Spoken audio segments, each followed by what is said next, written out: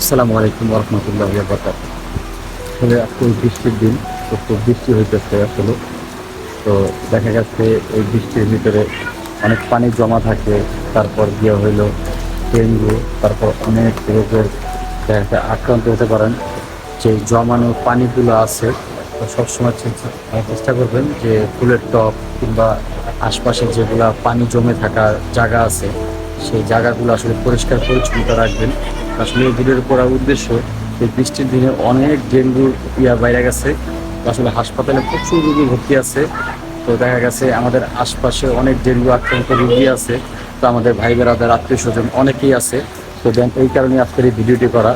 এই যে দেখা গেছে এই বৃষ্টির পানি জমে থাকা, তারপরে যে গাছপালা যে পাশে এই যে ফুলের টব টব বাড়ির পাশে যেগুলো আছে, অবশ্যই সেগুলা নিকাশ করে দিবেন। দেখা গেছে ওইগুলা যে জমে না থাকে চেষ্টা করবেন সবসময় পরিষ্কার পরিচ্ছন্নতা রাখার। আসলে এই ভিডিওটি করার উদ্দেশ্য হলো ডেঙ্গু নিয়ে। আসলে ডেঙ্গু যে না হয় ওইটার জন্যই প্রচুর বৃষ্টি হইতেছে। আসলে এই বৃষ্টির পানি অনেক জমে থাকে, তো প্রায় বৃষ্টি অনেকটা কমে গেছে। তো চেষ্টা করবেন সবাই যে বৃষ্টির পানি যে জমে না থাকে। তো আসলে এর জন্যই ভিডিওটি করা। আসলে দেখা গেছে অনেক কিছুই বলার আছে। তো আসলে আমাদের চ্যানেল ছোট, তো সবাই আসলে ওরকমভাবে দেখতে পারেন না কিংবা দেখেন না। তো সবাই দেখবেন ইনশাল্লাহ।